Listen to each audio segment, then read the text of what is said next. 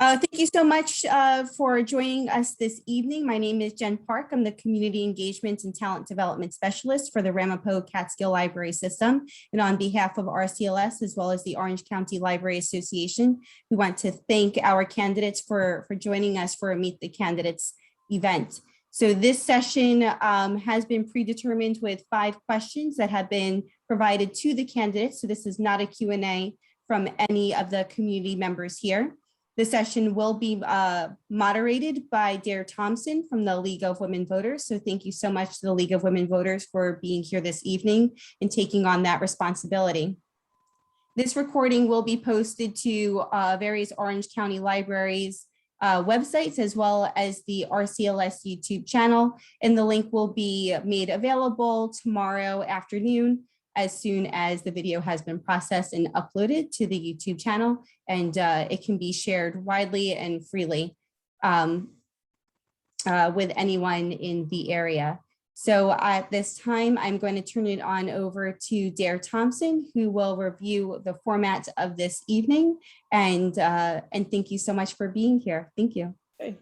And thank you for doing this. It's ambitious. They're doing all the county legislative races, and that's quite a task. So congratulations to you all. And tonight we just have 3 different districts here. If you're seeing just one of these, you may be puzzled by that, but there were other races that were covered in other videos. And the rules are that each, the candidates have been given the questions, 5 questions. They have 2 minutes to answer. They don't have to use the full 2 minutes, but they will be stopped with a yellow card at 30 seconds to the end, and finally a red card. All right. So when you see this, just be thinking about winding up, and then when the red card goes up, finish your sentence and end. I think the way I'm going to order it is to do each race to put 2 people. I want the audience, the focus should be on the voters. So I'm thinking, what would help me the most?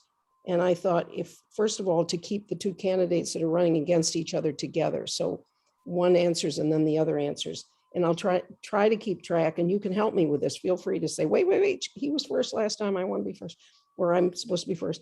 And we'll go back and forth with who answers the question first. But I think to start off, we'll just go in numerical order of the districts. We have District 11, 12, and 21. And they're all kind of around the Newburgh, Ulster area. I mean, they're closer in to me. I live in Ulster County. They're closer into me than some of the faraway ones, but and you have some overlap in your geography, I noticed. But the farthest away town, I think, is Goshen. But anyway, I will start with District 11 and then go to 12 and then 21. And then the next question will start with District 12 and then District 21 and then back to 11 and so on, so that no one has the burden or the good luck, whatever it is, of being first or last. So there, before we begin, I keep coming in and out because I don't have a good internet connection. You're good now. I'm good now, but you guys just froze up, so I missed what you just said. So I may end up having to go off and call in to finish. Okay, and just so you know, we're going to be starting with your race, and then the other 2 districts are going to go, and then it'll come back to 12, District 12, because you will have started that first round, and then 21, and then you'll be third. Your race will be third, and I'm keeping the 2 candidates together. And I'm going to start with the incumbent speaking first, and then it will be your challenger second. But after that, I'm going to try to flip it so that the incumbent isn't always first. But the incumbent has an advantage because you actually held this position. You can actually answer from that perspective. And I think it's fair to the voter to hear that first, and then the challenger can say why they might differ with your answer. So we will start with Kathy Stegenga. Am I saying that right? Stegenga. Stegenga. Okay. Yeah, I haven't let her wrong. And Ryan Mayo, and Kathy is the incumbent. And so she's going to answer. The first question was, why are you running? What do you hope to accomplish? And why should people vote for you? 2 minutes. Okay, so I'm Kathy Stegenga. I'm currently the county legislator for District 11. And I ran before and I'm running again because I love Orange County. It's been my home my whole life. I have been involved in my community since I was very young. I started out with doing volunteering for little leagues and soccer and with the Girl Scouts. And I've witnessed firsthand the growth and the way Orange County has blossomed over the years. I'm proud to be part of my community groups. I am first and foremost on the street with my constituents, with the people in District 11. The majority of the district is the Washingtonville School District, which I graduated from and my children graduated from. So I'm involved with everything from the community activities to the PTA to the Chamber of Commerce I've sat on for over 15 years. I have constant contact with the people. I get to converse about the issues that are going on. And the biggest thing that we've accomplished so far is that we've kept over the last 4 years our tax base low. That's the biggest complaint that you hear from everybody, is that, you know, keeping everything affordable. We have no control over the unfunded mandates from New York State or, you know, the stuff coming down from the federal. But I can say that I'm proud to be one of the people that have sat on the legislature and have worked on the different budgets and so forth to make sure that we at least keep our county level in check. Our debt is lower. We're expanding a lot of our services. And even during the pandemic, we were able to do all that and come out on top with helping our communities, helping the people, and still coming in this year with a budget that is below the tax mandated tax cap. I think you have like 3 seconds. Okay, so then I'll save the rest for some other time, but thank you. Great job. Great, right on time. Okay, Ryan, you are the challenger to Kathy's. Yes. Position. Well, first I want to say thanks for having us here tonight and doing this. I think it's good for the voters to be able to see the candidates and distinguish, you know, between us. I'm a lifelong county resident. I was born in Goshen. I graduated Goshen High School. I went to Orange County Community College, and I live and own a home in the county now in the district. I live in Hamptonburg, and I own a business in Montgomery where we train pilots and service aircraft.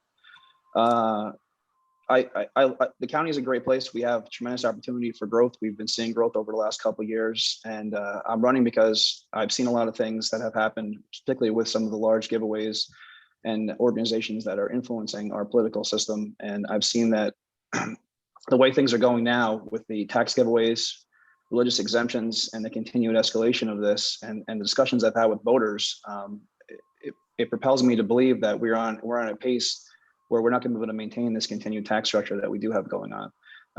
The cost of our school districts, the cost of our local municipalities are being raised. We're having outside influencers come in, run up costs, and it's not going to be sustainable for the future. Right now, home values remain high in the county and our district in particular. Costs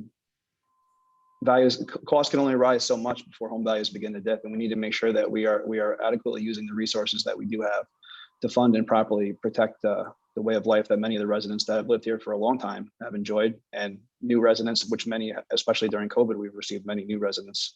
And we want to continue to protect those and make sure that we can enjoy a future in Orange County that works for everybody. Okay. All right, we will move to the second race, which is District 12, and that's Kevin Hines and Matthew Reddick. And Kevin is the incumbent, so he will begin. He has 2 minutes. Thank you. Thanks for having us. I really appreciate the opportunity. The question is, why am I running? And the answer is simple. I've been in office for 12 years. I love the job. I love working with my colleagues in any political party. I think that if you ask any of my colleagues in the legislature now, and even the ones I served with before, they'll all tell you that I was fair, open-minded, and answered any questions they had, was willing to work with anybody on issues, and I love helping people. I spent my entire adult life helping people. I'm a 38-year firefighter in Cornwall, past assistant chief, current fire commissioner. I also currently am a volunteer on the Orange County Police Advisory Board, the only non-police officer that sits on that committee. So I have extensive background in public safety. I've been the chairman of the Public Safety Committee in Orange County for the last 10 years, sitting on that committee for 12. I also sit on the 2 power committees, I call it, the Rules Committee and the Ways and Means Committee. And I really like doing the job, and I hope to keep it. The second part of your question is accomplishments. What do I expect to accomplish? And that is to continue my work with infrastructure. We've replaced a lot of bridges in Cornwall, county owned, and we're going to replace some more. We have a bridge in front of the Canterbury Inn that's being designed right now.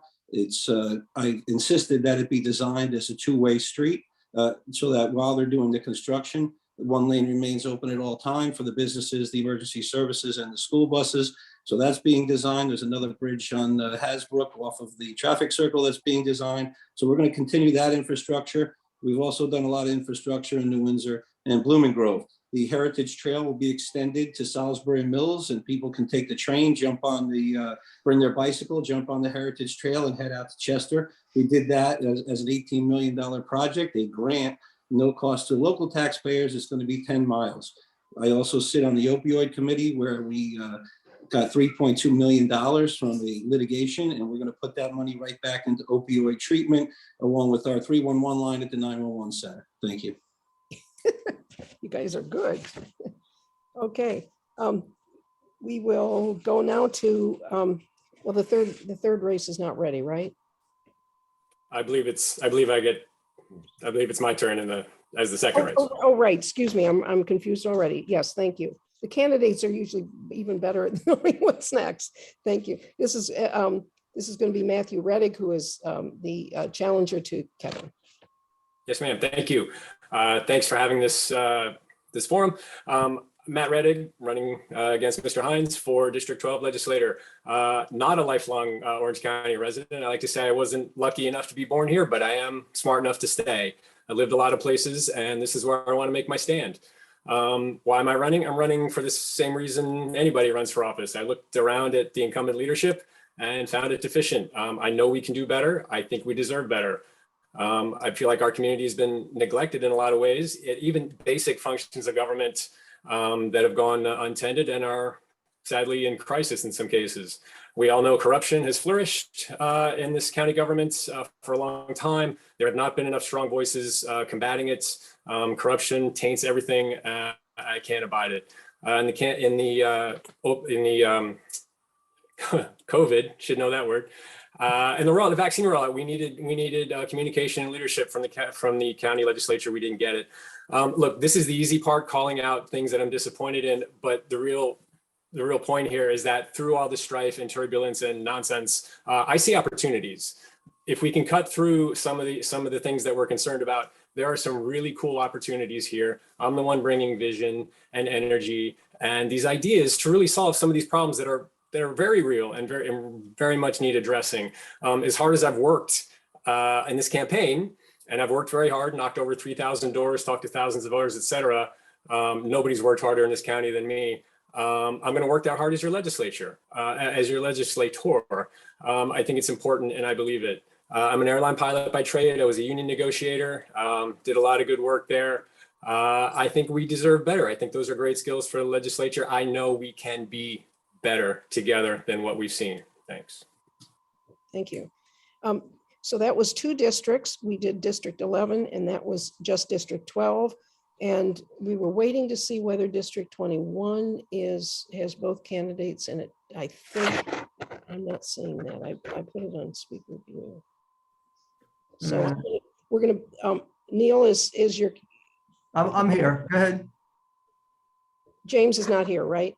No, I don't think so. So Right, we're gonna hold back on you then and go now to actually the district that was just speaking, because I said at the beginning I would rotate the district races, and so we will go back to 12 now, is starting with question number 2. What pressing issues do you see in your district, and how do you plan to address them? Please give specific ideas and plans. And so now I'm going to also flip the who speaks first. So Matt, you're back up. Great, I'm all warmed up. Thanks. As far as the pressing issues in District 12, I mean, 3 pop to mind. Obviously, I mentioned it earlier, corruption. We all know, even if the recent IDA scandal was just kind of a one-off, some bad apples, the fact is it happened on the watch of the incumbent leadership. I thought anti-corruption would be a pretty non-controversial position for me to take in this campaign. I've been talking to, like I said, thousands of voters, left, right, and center, not just Democrats, talking to everybody, yet to meet one voter who's pro-corruption. And yet, whenever I bring up anti-corruption, a lot of people get very sensitive and very miffed. I think it's a non-controversial position. I invite everybody to join me taking a strong stand once and for all against corruption. Second issue is climate, not unique to Orange County or New York State, but I think Orange County can and should be a leader for clean energy. We have tons of land that's not being farmed. Let's put it to use. We have this massive customer 50 miles downriver that needs power. We know we need to transition our economy to a clean power future for our children and grandchildren. Let's get that done. This is a great opportunity for Orange County to employ union workers, let the feds upgrade the power grid, all these things that need to happen. There's great opportunity for us here in Orange County. And the third issue, sadly, is our volunteer ambulance corps in Cornwall. We revere and respect our first responders, of course. But the way to do that isn't simply to say the words. The way to do that is to make sure they have the resources, the funding, the training, the equipment that they need to answer those calls. I mean, one day it's going to be my turn. And when I'm having a heart attack and God forbid, my wife's having a stroke, whatever the case, I need that ambulance to show up. This is the first world. And not for nothing, this is New York State. We are the best state and the best country in the world. When you need an ambulance, it needs to show up. We had COVAX in a crisis right now. There are ways to address it. My opponent's the chair of the relevant committee. This crisis has been brewing for a while. It's not simply a COVID complication. This has been coming for years. So I think we need to solve that. Thanks. Kevin Hines. Sure, thank you. Since those issues were brought up, I'll respond to those. One, corruption. The IDA had corruption. The legislature did not have corruption. Ed Diana was nominated to be an IDA board member, not by me, by the chairman of the legislature. I voted no to both of his nominations because I didn't think he would be a good fit. Turns out I was very corrupt. I was very correct. So the legislature has not been accused of corruption by anyone except Mr. Reddick, for that matter. And he sent a very nasty mailer out, negative campaigning, which won't work well in this district, I promise you. The IDA is by statute regulates itself. State law, the IDA board manages the employees of the IDA, not the legislature. I sit on the rules committee. The rules committee is taken on the task of further investigating the IDA to help recover some of those funds. That's the legislative role. The IDA is in charge of the IDA. With respect to ambulances, it's a countywide problem. I've chosen as chairman of the Public Safety Committee to take it on and try to help the towns. By statute, the individual towns are responsible for ambulance corps, not the County of Orange. However, I've done tremendous work to help the ambulance corps. I provided them with $36.5 million worth of radios to all emergency services in Orange County as chairman of public safety. We did that as a funded mandate, handed radios to ambulance corps, police officers, fire departments, all to make Orange County safer. We've already obtained about $8 million in grants to pay ourselves back in that project. A whole radio solution mandated by the federal government. We did it, funded mandate, helped everybody, made Orange County safer. I'm continuing to do that, working with the ambulance corps. In the 12th Legislative District, the Cornwall Ambulance Corps partners with New Windsor. Blooming Grove has a fly car, and Cornwall is working with New Windsor with funds from the town board, and I'm assisting them. I was at their meeting the other night helping them, and they embraced my suggestions. My opponent made it into a negative mailer. Once again, nasty campaigning. Never happened in my 4 years, in my fourth term running. Thank you. All right, thank you. And I think District 21 still has just one candidate here, so we're going to go back to District 11 and give you that question. And we will start with Ryan Mayo, the challenger. Thank you. I've spoken to, I've been to well over 3,000 doors since I started campaigning in July, and I've spoken to residents, and the consistent theme that I've gotten throughout the district has been that they don't feel represented and they don't feel protected from the county legislators or from many of their town boards. Many of them have expressed concerns over escalating school taxes. They've expressed concerns over the IDA, the issues surrounding the IDA and the corruption and how long it took to address those issues. And they're concerned that voices are not being heard and they're not being adequately represented. We have a lot of, like I said earlier, outside influences affecting things in this county, and they're not all bringing in good paying jobs. They're certainly often asking for sometimes a decade worth of school tax breaks and property tax breaks. When I hear people concerned about being able to stay in their homes because they're being forced out because of costs, and they have seniors and people on fixed income that cannot afford to maintain living where they are now and they have friends and family in the community. I don't think those are good things for our communities. And I don't think I think they're things that we should be addressing and we're not talking about. Many corporations have come through here and felt like this is easy pickings. And I think that a lot of our county officials have been outclassed by them. I think that they're running through here doing what they want. We're not making really deals anywhere because deals require both parties get something out of it. When somebody comes into your community and can't minimally pay school taxes, they're certainly not interested in investing in the future. So when I look at what's happening in and around the county, and I know that we're going to say, well, they don't run the IDA, and that may be true, but it doesn't mean that people that everyone knows in this county and friends and former elected officials have not been put on these boards. So I think those are things that we need to address, and I think that we need to take citizens' concerns for real and make sure that we begin to address those. Thank you. Kathy Stegenga. Hi, okay. I'm not going to go too much into the IDA. This was my first term, so I really had nothing to do with the IDA, even as far as the appointments. I believe there was one appointment.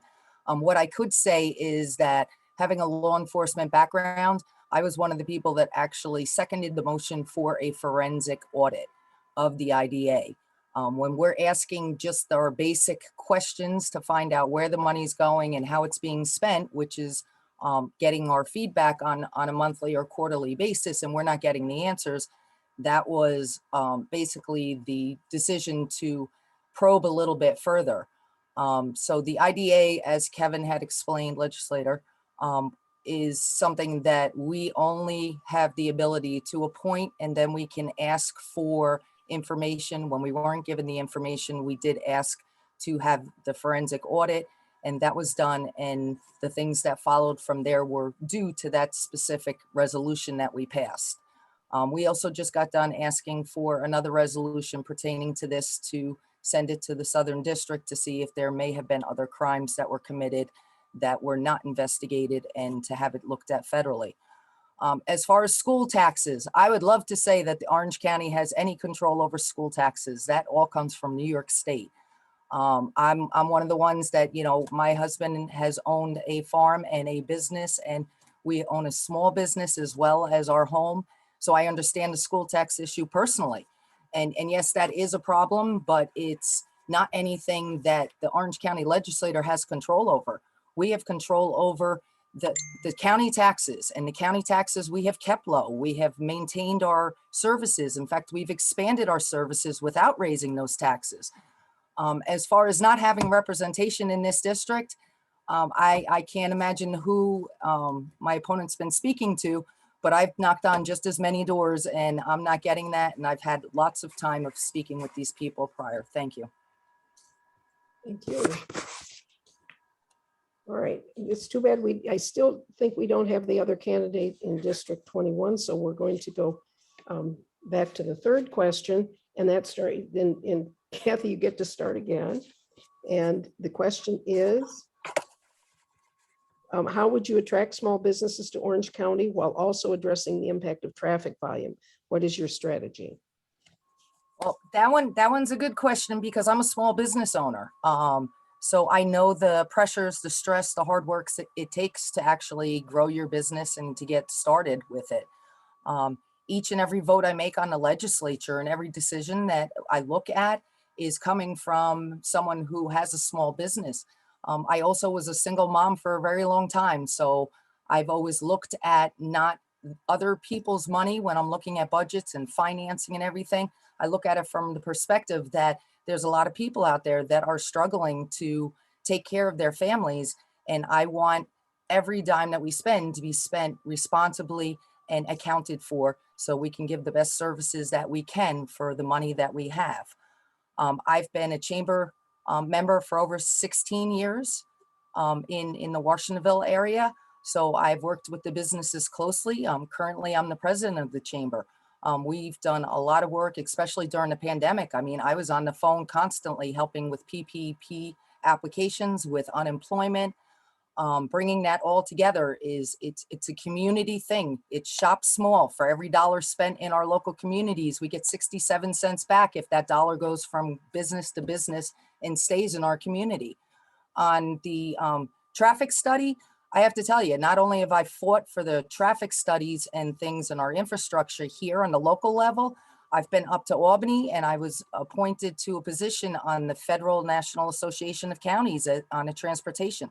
I was one of 3 members for the whole United States that got to speak before the Congress and the Senate on 17 Forward 86. Our Pell study has had its last hearing. There is a proposal out there. We were given $5 million to do that. We're looking at widening the roads. Right now, a lot of our traffic is going off the roads into our smaller communities, and they cannot afford to have their roads, deteriorate from excessive traffic from, people trying to cut through or come off of 17. So I am 100% behind working on that, and thank you. Thank you. All right, Ryan. Sure. So I'm a small business owner. Like I said earlier, I own a company at Orange County Airport. I train pilots and service aircraft. I have 28 employees there, many of whom have families and have to make payroll every Friday. So I definitely understand the needs of a small business being an owner, and I understand the needs of the employees of those businesses. I also think it's important to distinguish between what some people think are a small business and not. Some people have ideas that small businesses are companies with thousands of employees. I would say somebody with less than 50 employees would definitely qualify as a small business, and they make up a lot of the businesses that are in and around the towns and the smaller areas of our communities. And they provide a lot of the resources. They feed us, they provide jobs, and they often have to pay people greater wages because they have to keep people. People are an investment, they're a commodity. We need to make sure that we support them and we have resources within our communities to be able to enjoy our ways of life. Nobody's moved here so they don't have places to eat, places to shop, places to train, and job opportunities. The job opportunities though in the county, I've lived here my whole life. They're not great. I mean, a lot of the jobs that we have are lower income paying jobs. We've not seen any increase in my lifetime of improved job performance. Going back earlier to my prior comments, I mean, a lot of the industry that comes into the now is warehousing jobs. Those jobs are low paying jobs. I've seen no metric as to how many of those jobs we can absorb. I've seen no discussion of zoning and how we're going to adjust and adapt to these coming changes. Small businesses don't require a tremendous amount of additional roadways. What does require additional amount of roadways is trucking and things that are not brought up along roads that are developed for these things. Planning is important in thinking about the future and the nature of what small business means after COVID, and the type of businesses that people are operating and what the future is going to be and what kind of infrastructure we will need going forward. And I think those are the things that we should be thinking about and planning for. Thank you. All right, we go back to District 11. I think we still don't have District 21. Again, Ryan was the challenger and Kathy was the incumbent, and we're going to Kevin and Matthew now. And Kevin, I think it's your turn to start. And the question is, or am I confused? Did you get to answer this? No, you're right. Okay. It's really hard with just two of you guys, two of these races. What is your approach to providing for prosperous enterprise and employment as well as affordable housing? You think you're on the small business question, if I'm not mistaken. Yeah, you're on question 3. What did you read? Oh, I read question. Yeah, I read. Yes, I did. I didn't read this question. How would you attract small businesses to Orange County? That's what you're looking for, right? That's what I thought you were going to ask me. Orange County, while also addressing the impact of traffic solutions. What is your strategy?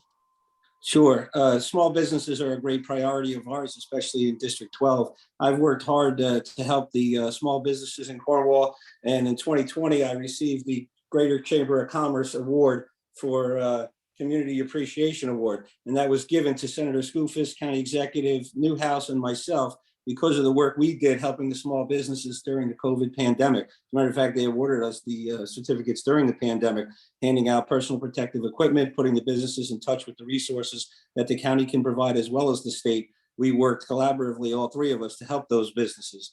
And we're helping the businesses today. Tomorrow, Main Street will be reclaimed in Cornwall, and we're going to start the paving project. That was a group effort with federal, state, county, and town funds. That was government at its finest.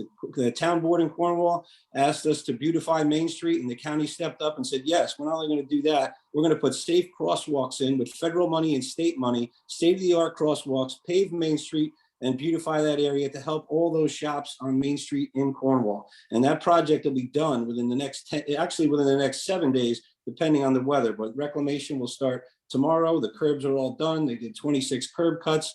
So we're helping small businesses with that. With respect to traffic, there was a complaint that some constituents pointed out to me that there were trucks driving on Angola Road out of West Point. They went to the town board. I found out about it. I got some phone calls from some people on Angola Road. I quickly contacted County Executive Newhouse and DPW Commissioner Stegenga. We worked out a solution with West Point. The trucks are no longer on Angola Road. They're taking 9W to Route 32. That was a constituent service to handle a terrible traffic issue. 250 dump trucks a day until December of 2022 that are no longer going on Angola Road. So we worked hard to get that done with our partners at West Point, and we got that done for them. The larger businesses in town, the larger businesses that we have created, those jobs, ancillary services and small businesses will come about as a result of those large businesses. Thank you. Thank you. Yeah, I was getting ahead of myself. You're going to get to start again shortly. And Matt. Yeah, thanks. My wife is a small business owner here in Cornwall, Main Street business owner, successfully so. So I know what it takes to, I've seen her build her business. I know the challenges. I know we have ancient building stock. We have absentee landlords who don't maintain their buildings like they should. And then traffic and parking is a huge Main Street issue, not just here in Cornwall, but throughout the county. It's hard to hire and retain people. And that's not solely a sort of last 18-month COVID thing. That's been a problem for a long time, especially hiring part-time work. People have childcare issues, elder care issues, transit issues, their own healthcare issues. And it's hard for them to be good, productive employees when all these other needs are getting unmet in their lives.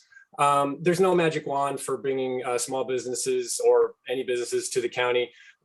Businesses that generate excessive car traffic should be dealt with at the local planning board level. The local planning boards know their communities best. They know the ins and outs of their local towns. And I find certainly here in Cornwall, our planning board has done a good job managing issues such as traffic. But the fact that we're sitting here at a candidate forum talking about car traffic just screams about the need for a countywide transit plan, a countywide transit system. There's been no leadership, no movement on such an idea at the county. We have 3 major cities. It's a big county. They're all spread out. And we have no way to get people from point A to point B other than in private cars. Now, listen, private cars are great for a guy like me. We're doing okay, but it's a surprising number of residents of Orange County don't have continuous access to reliable transportation in terms of a private car. Traffic, transit, and parking is absolutely an impediment to business, as well as to just living in Orange County. I'd like to see a countywide traffic, transit, and parking plan, and that can be taken up at the county legislature. It hasn't been so far. Thanks. Okay. All right, you get to speak next, and I'll read the question I was trying to push ahead first. How would you? What is your approach to providing for prosperous enterprise and employment as well as affordable housing? And Matt, you go first on this. Great. I mean, housing is too expensive in Orange County because taxes are too high.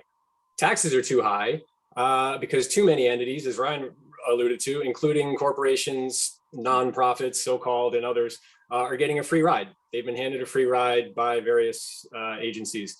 Therefore, the tax burden, including school taxes, falls on homeowners and renters. Our opponents may claim that property taxes have fallen. That's nice. Our overall tax burden has not. So if you have connections and maybe a good lawyer, maybe you can get your taxes down, but the rest of us, not so smart, not so much.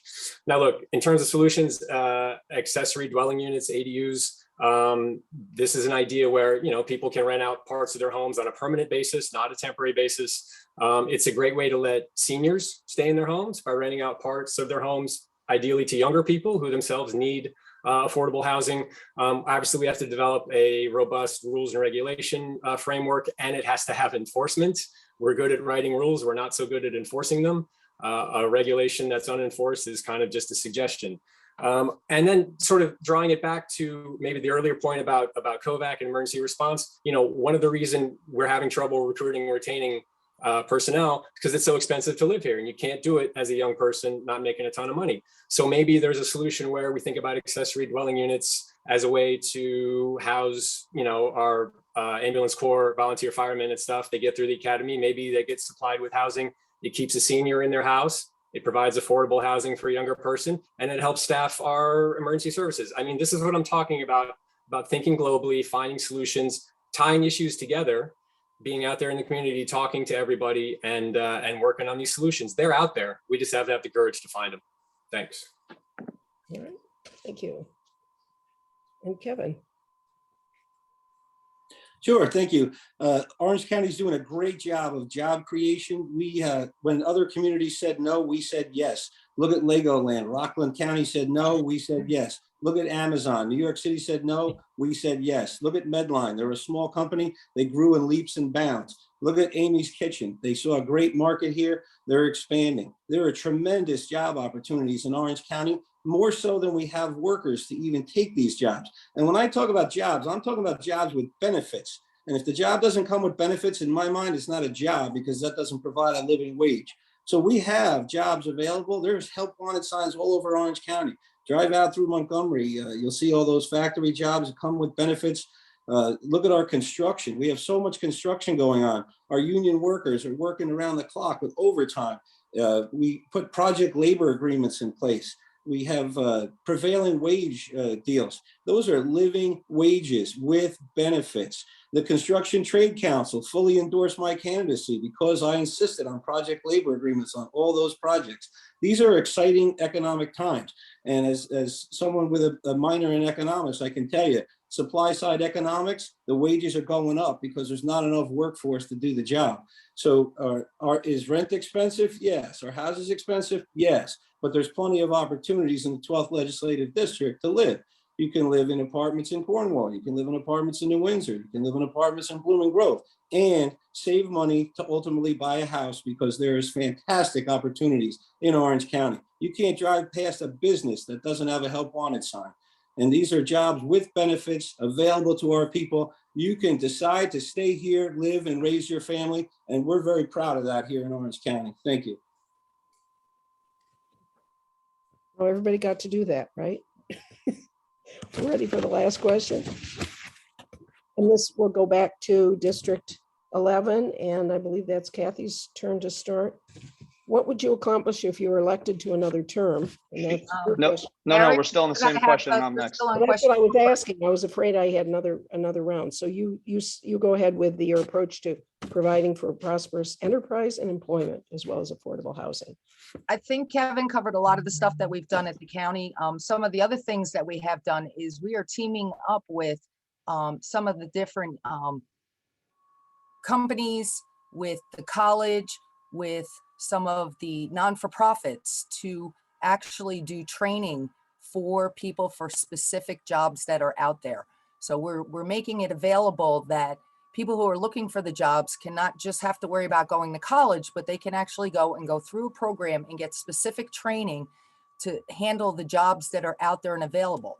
So it's something that I'm very proud that we're looking at doing, because it gives someone, it would be similar to, I went to BOCES, so for law enforcement, and then went into law enforcement. This would be the same thing. People would actually be trained in, if it was hospitality.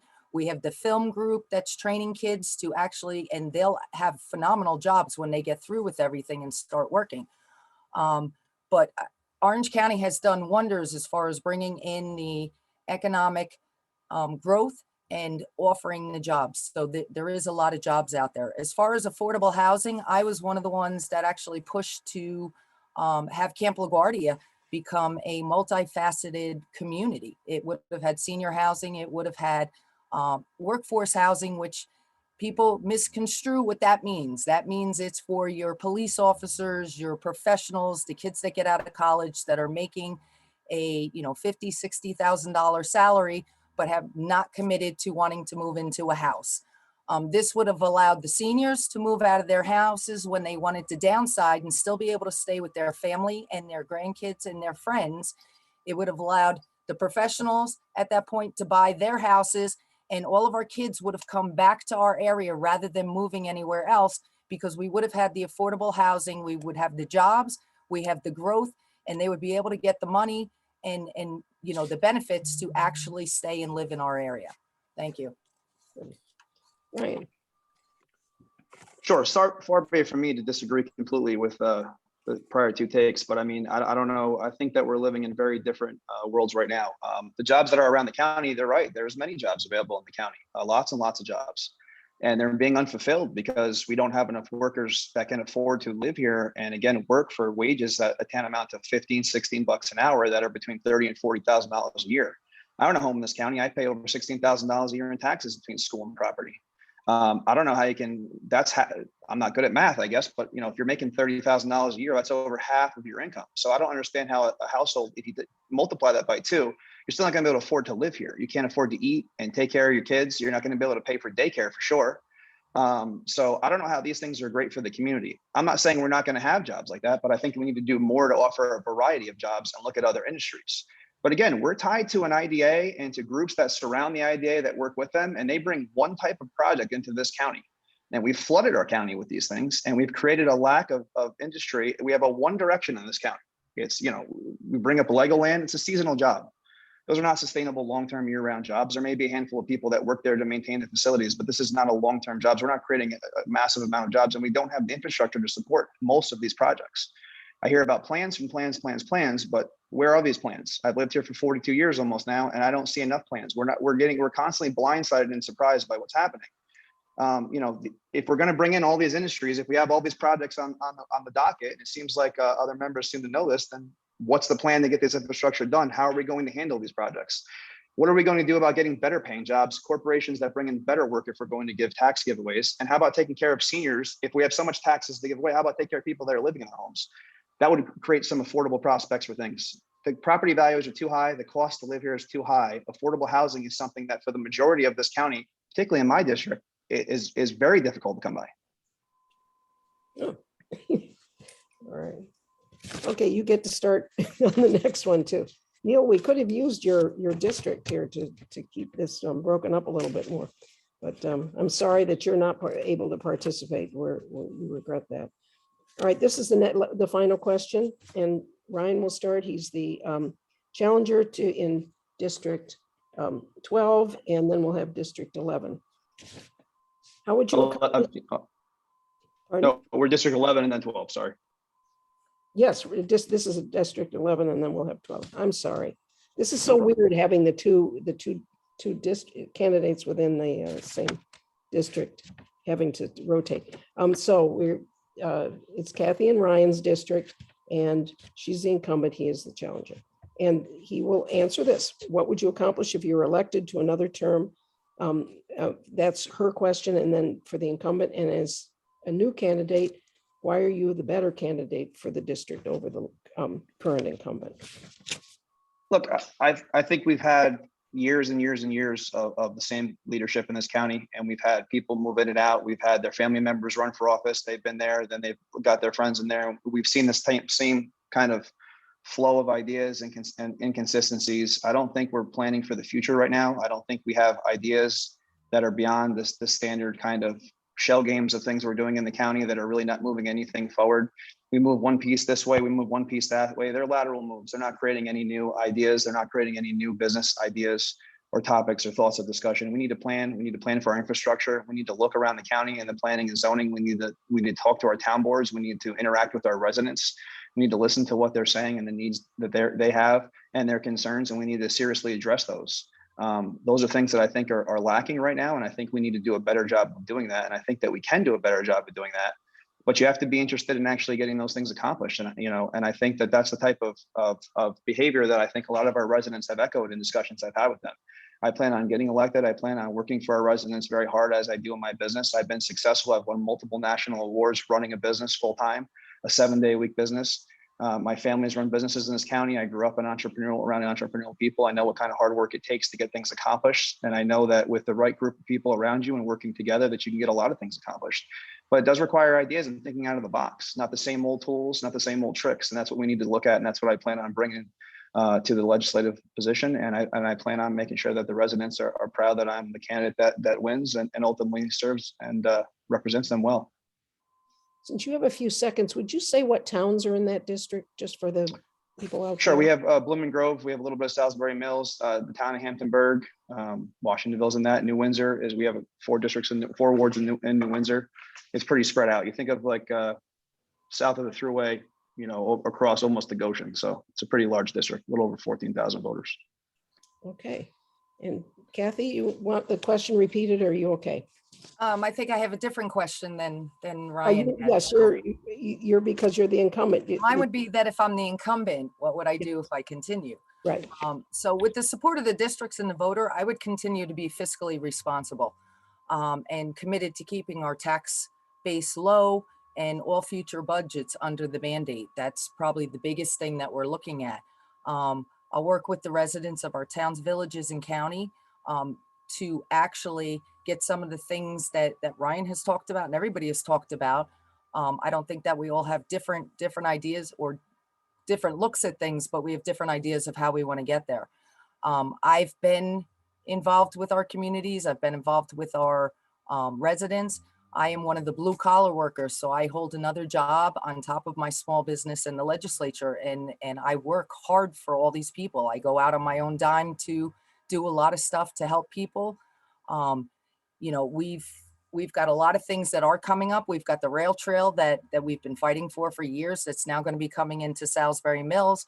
We're looking at bringing the airport, Stewart, back up and running after the pandemic. We have a couple of different airlines that are looking to come in, which is going to help with our sales taxes and our visitation and our tourism. I think that our group has worked very well together, even crossing the aisles on the other side to keep everything in check on the county. A lot of the issues that are being addressed as far as the school taxes and stuff like that are, like I said, they're not on the county level. The only thing that we can do is make sure that the money that we get is used responsibly, it's used correctly, and that we're getting the most services out. We've created a 311. Kevin talked about the radios that, because I sit on public safety with him, the radios that we put out there for all of our professional services and so forth.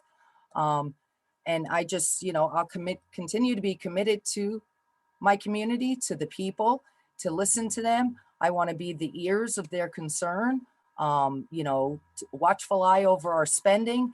I am a liaison to the town boards. I do speak to them, and I got a red card, so I have to end there. But thank you so much for the opportunity to speak tonight. And thank you.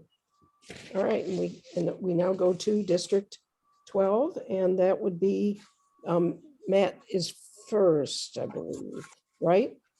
Sure, I'll go. I think it's, this is so confusing. I set it up this way and it's really hard. I shouldn't have done it. Quite all right. I just thank you for the opportunity. Thank you for hosting this. I'm the better candidate because I take responsibility for the outcome.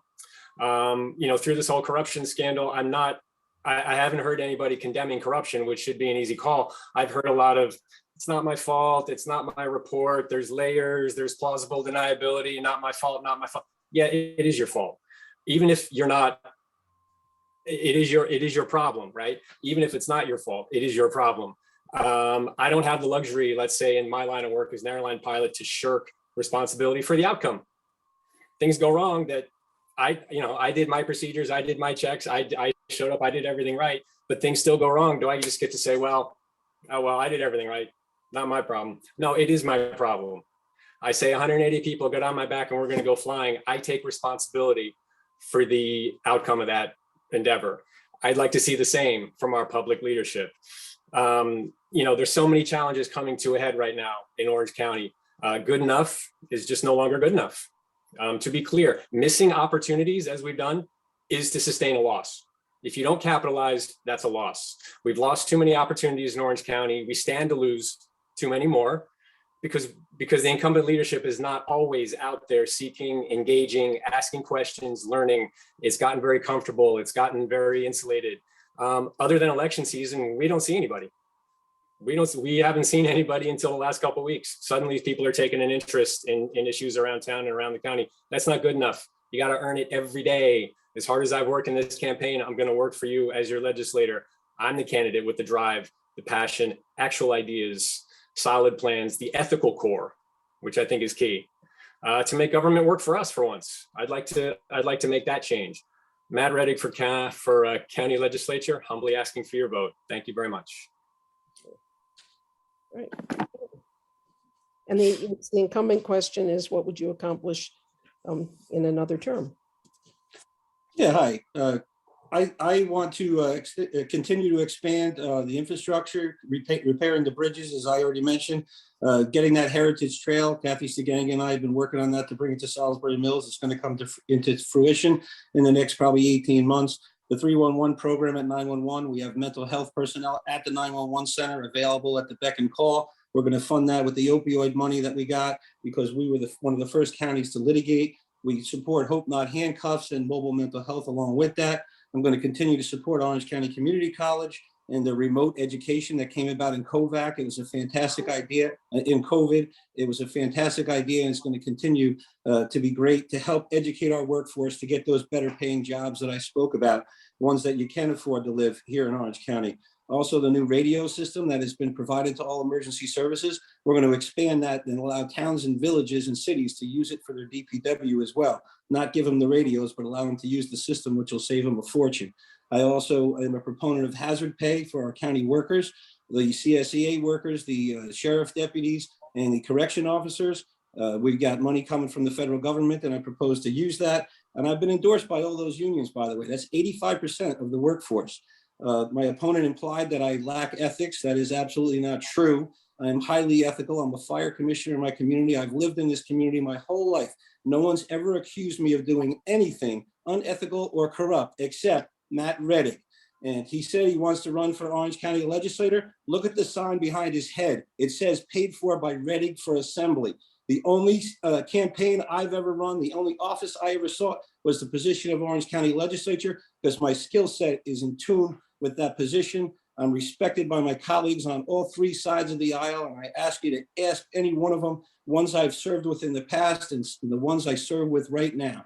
No one has questioned my ethics other than my opponent, who came out of the woodwork in April and started trashing my reputation.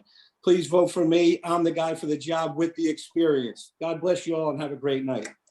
Thank you. Thank you all. And we thank Neil for being here. I'm sorry his opponent wasn't able to be here, and so we couldn't have him speak. It's not, we would be giving away free time to one opponent, and we can't do that. But he was good to be here. Thank you. Oh, you're welcome. All right. Jen, I throw it back to you. Yep. Thank you so much. Thank you, Dare. Thank you to Matt, Kathy, Ryan, Kevin for joining us this evening. Again, also thank you to Neil as well. This concludes tonight's Meet the Candidate session. Thank you to those who have watched this.